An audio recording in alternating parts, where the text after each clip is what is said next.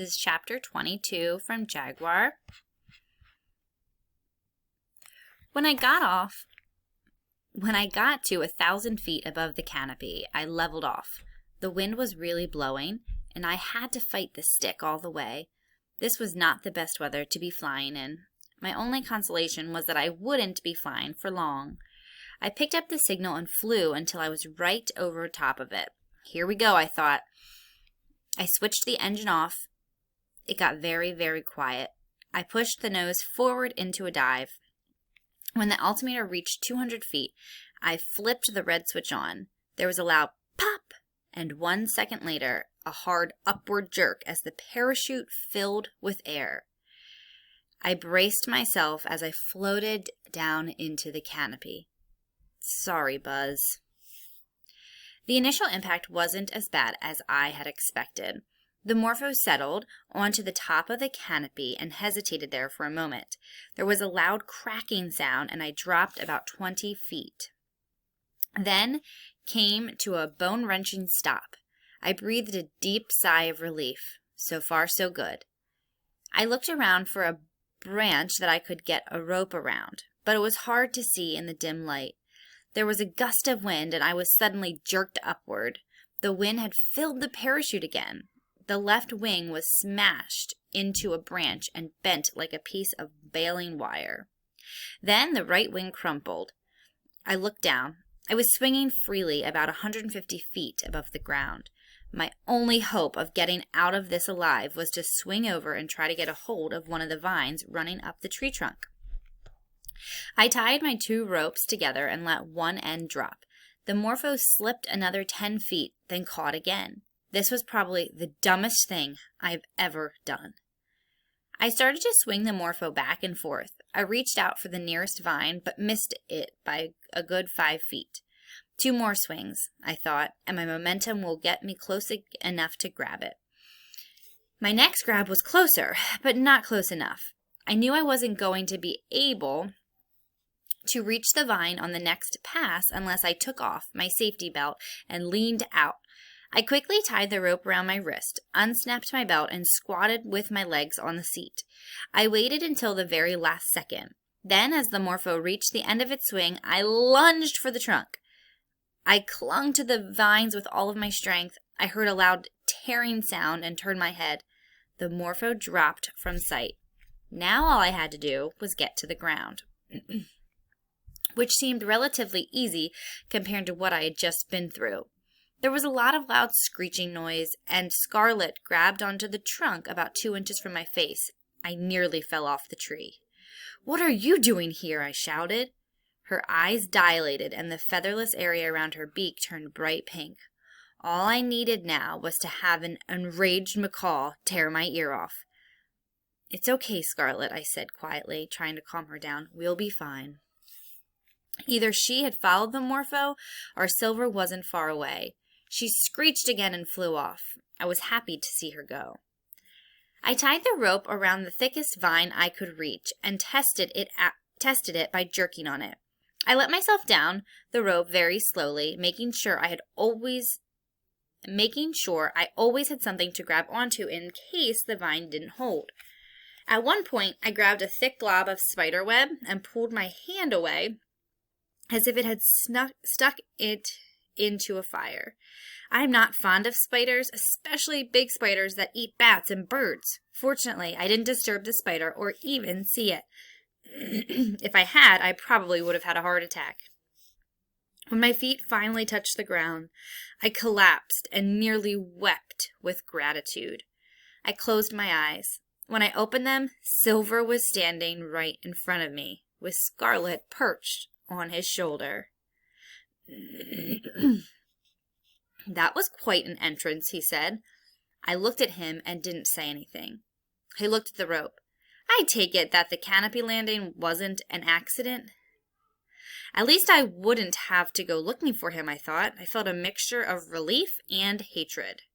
"What are you doing here, Jake?" I stood up. My legs were shaking so badly I had to hold on to the tree to steady myself. "What are you doing here?" I heard the ultralight's engine cut out, and I knew there was a problem. That's not what I meant, I shouted. You're out here looking for the lost mines of Mirabecca. That's why you offered to take us upriver. That's why you insisted on going through the tunnel. That's why you told me not to leave any more gifts on the rock. I know about the transmitter you left. He looked at me calmly. You've summed that up nicely, he said. Now tell me why you're out here.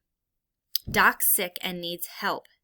What happened? He looked genuinely concerned. I told him how Doc had come stumbling back to camp alone. If you weren't out here looking for that stupid mine, we could have been through the tunnel by now. Silver frowned and shook his head. There's no way I could have known, Jake. I'm sorry. This threw me off a little. He seemed sincere. And your friend Tyler is here, I said. He tensed. Where? On a wild Jaguar chase with Beth. At least I hope that's where he is. He thinks he's tracking you. I need to know everything Tyler said, everything he did. When I finished explaining, he sat down and leaned against the tree. Suddenly, he looked very tired. Tyler's wanted in almost every country south of the Mexican border, including Brazil. You're lucky he didn't kill you. I think he was going to get around to it. No doubt. Silver went on to explain that he and Tyler had been in Vietnam together. When the war ended, he talked Tyler into coming to Brazil to look for the lost mines of Mirabecca. We followed Fawcett's supposed journey into the Mato Grosso to fund our expeditions. We hired ourselves out to be the highest bidder. Some of the bidders were pretty unpleasant people. You were mercenaries, I said. Hired guns, he said sadly. It took 10 years for us to realize that Mato Grosso was a dead end. Tyler got fed up with the search and found a different way of finding gold. He got into drug running and gun smuggling. We parted ways. I moved to Ecuador, met Alicia, and we had Tito. I was never going to look for the mine again. But then my family disappeared. I bought a boat and spent years looking for them. I finally gave up. And after a while, I started looking for the mines again. I had nothing else to do. I figured out that the mines in the Lost City were somewhere around here, but I didn't have the money or the permit to get to this area. Then Bill and your father showed up. I offered my services, but they turned me down and got their own boat. Tyler found out that I had new information about the mines. He came to Manius and said he wanted in. I insisted that there were no new information, but of course he didn't buy that story. He was desperate. On the run, no money. I told him that I didn't have the cash for an expedition or the permit to go into this area and explore. I made a mistake and told him about Bill's permit. The next thing I know, the boat blows up. He blew the boat up? I'm not sure, but he is an expert in that sort of thing. It would have been easy for him. I think his plan was to steal a boat and offer to take you upriver, which is why I approached your father so soon after Bill's death. Tyler can be very charming when he needs to be. That wasn't the Tyler I knew. So he followed us, I said. No, he went ahead of us. He broke into the cabin. He found a map. There were 4 different tributaries marked as possible routes to the lake. He waited in the mining town, and I think his plan was to follow us to the right tributary. While you were out catching your Jaguar, I found his stolen boat and wrecked his engine. After a week at the lake, I thought we were safe. So, you know he was in town all along? I'm afraid so, Jake. I told him about Tyler and Fred's false startup the other tributaries. That explains the delay, he said. You picked a bad time to leave camp. He nodded. I knew Flana wanted to get out of here because of the tribe. I wasn't about to leave without finding out if the Mirabecca mines were here. I had to go before Doc came back. Did you find the mines? I did. And you're the one that pointed me in the right direction. The Mirabecca mines are in the mound you saw from the air. What are you going to do about it? Nothing. I was shocked. This isn't what I had expected. I've been thinking a lot the last few weeks, he said. Mostly about my son Tito and the whole problem down here with the Indians. What if he was living in the rainforest like these people are? Happy, content with his life. Then some greedy jerk like me comes along and takes it all away from him.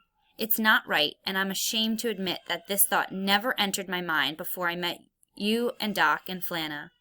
I know where the gold is, and that's going to have to be enough. How long will it be enough? I asked. Hopefully for the rest of my life, he said. I think I'm cured. I hope he was right. Our big problem now is Tyler, Silver continued. I think we should just leave him here, I said. Unfortunately, we can't do that. He is an expert in jungle survival.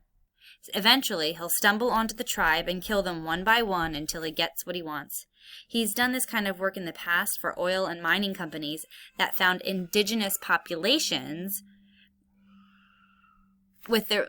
Sorry, guys, I lost my spot. That found the indigenous populations incompatible with their plans. It's one of the many things he's wanted for.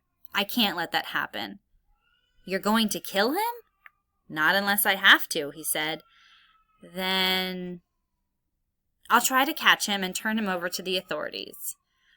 What's going to stop them from telling everyone about me or Becca? His greed will stop him. Tyler's not stupid. One way or another, he'll get out of prison and come back here. He won't tell anyone about this place until he's gotten his share. And if and when he gets out, I'll be waiting for him. Now, at this point, I might have to kill him, he smiled. My new mission is to make sure that Mirabecca Mines remains a myth. I was thinking that your dad might want to hire me to be the security force for the preserve. If he lives, I'll put a word in for you. What are we going to do now? We'll have 3 problems to take care of. Your dad, Tyler, and our friend Raul. I know where he is. In fact, I saw him about 2 hours ago. He's been captured by our uncontacted friends. He's not hurt, and he doesn't look terribly upset about his situation, but we can't just leave him here. I don't know what their plans are for him. When you crashed through the canopy, I was waiting for it to get dark, so I could cut him loose.